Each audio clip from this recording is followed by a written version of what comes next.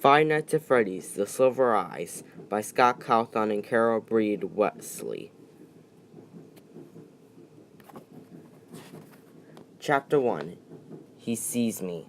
Charlie dropped to her hands and knees. She was wedged between a row of arcade games cramped in the crawl space between the consoles and the wall. Tangled electrical cords and useless plugs strewn beneath her. She was cornered. The only way out was past the thing, and she wasn't fast enough to make it. She could only see him stalking back and forth, catching flickers of movement through the gaps between the games. There was scarcely enough room to move, but she tried to crawl backward. Her foot was caught on a cord. She stopped, controlling herself to carefully dislodge it. She heard the clash of metal on metal, and the furthest console rocked back against the wall. He hit it again, shattering the display, then attacked the next, crashing against them, almost relentlessly, tearing through the machinery, coming closer. I have to get out. I have to. The panicked thought was of no help. There was no way out. Her arm arched and she wanted to sob out loud. Blood soaked through the tattered bandage, and it seemed as though she could feel it draining out of her. The console was a few feet away, crashed against the wall, and Charlie flinched. He was getting closer. She could hear the grinding of gears, and the clicking of servos even louder. Eyes closed, she could still see the way he looked at her. See the matted fur and the exposed metal beneath the sided flesh. Suddenly, the console in front of her was wrenched away. It toppled over, thrown down like a toy, and power cords beneath her hands and knees were yanked away, and Charlie slipped, almost falling.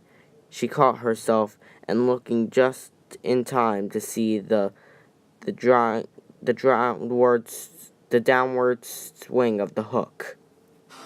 Welcome to Hurricane, Utah. Charlie smiled wearily at the sign and kept driving. The world didn't look different from one side of the sign to the other, but she felt a nervous attention as she passed it. She didn't recognize anything.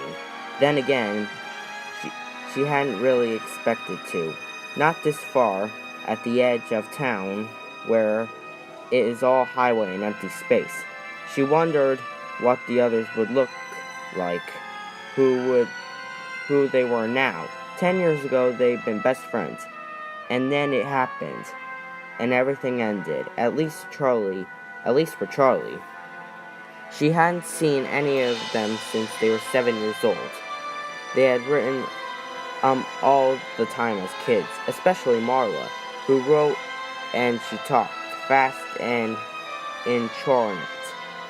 But as they got older, they'd grown apart. The letters had grown fewer and further between, and the conversations leading up to this trip have perfectly and full of awkward pauses. Charlie repeated those names as though to reassure herself, and she remembered them. Marla, Jessica, Lambert, Carlton, John, and Michael. Michael was the reason for this trip, after all. It was 10 years since he died, 10 years since it happened, and now his parents wanted them all together for the dedication ceremony. They wanted all his old friends. They were announced the scholarship they were creating in his name. Charlie knew it was a good thing to do, but the gathering still felt slightly macabre. She shivered and turned down the air conditioning, and even though she knew it was not cold. As soon as she drove into the town center, Charlie began to recognize things. A few stores and a movie theater, which were now advertising the summer's blockbuster hit. She felt a brief moment of surprise, then smiled to herself. What did you expect? The whole place would be uncharged. A, a monument to the moment of your despair, frozen forever in July 1985. Well, that was exactly what she had expected. She looked at her watch. Still a few hours to kill before they all met up. She thought about going to the movie, but she knew what she really wanted to do. Charlie made a left turn and headed out of town. 10 minutes later, she pulled to a stop and got out. The house loomed up before her. Its dark outline, a wound in the bright blue sky. Charlie leaned back against the car, slightly dizzy. She took a moment to steady herself with deep breaths. She had known it would be here. An insolent look through her aunt's bank books. A few years before, had told you that the mortgage was paid off. That Aunt Jen was still paying property taxes. It had only been 10 years. There was no reason it should have been changed at all. Charlie climbed a few steps slowly, taking in the peeling paint. The third stair still had a loose board, and the rose bushes had taken over one side of the porch, their thorns biting hungrily into the woods. The door was locked, but Charlie still had her key. She had never actually used it. As she took it from her neck and slid it into the lock, she remembered her father putting its chain around her neck, in case you ever need it. Well, she needed it now. The door opened easily, and Charlie looked around. She didn't remember much the first couple of years here. She had been only 3 years old. All the memories had faded together in the blur of a child's grief and loss, of not understanding why her mother had to go away, clinging to her father every moment, not trusting the world around her unless he was there, unless she was holding tightly to him, burying herself in his final shirts and the smell of grease and hot metal in him. The stairs stretched straight in front of her, but she did not move directly to them. Instead, she went to the living room, where all the furniture was still in place. She had not really noticed it as a child, but the house was a little too large for the furniture they had.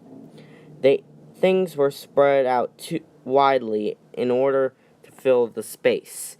The coffee table was too far from the couch to reach. The easy chair too far across the room to carry a conversation. There was a dark stain in the wooden floorboards near the center of the room.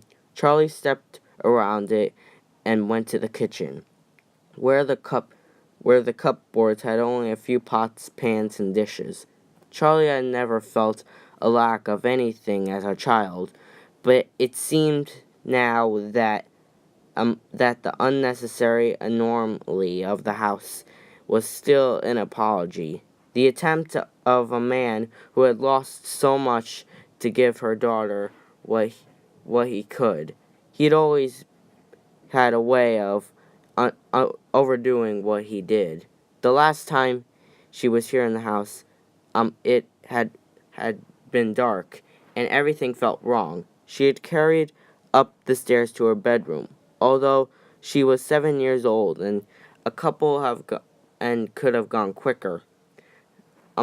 On her own 2 feet, but Aunt Jen had stopped on the front porch, picking her up, and carried her, shielding her face as though she were a baby in the glaring sun. Her, in her room, Aunt Jen sat Charlie down and closed the bedroom door behind them. She told her to pack her suitcase, and Charlie had cried because of all the things she could never fit into that small case.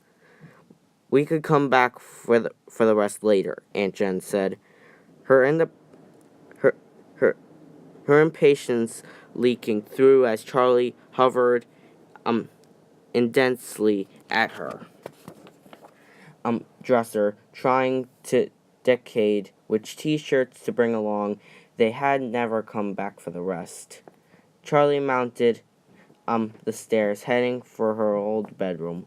The door was open. As she opened it, she had a greedy feeling of displacement, as though her younger self might be sitting there among those toys which among her toys, might look up and ask Charlie, "Who are you?"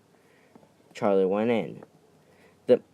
The rest of the house, her bedroom was untouched.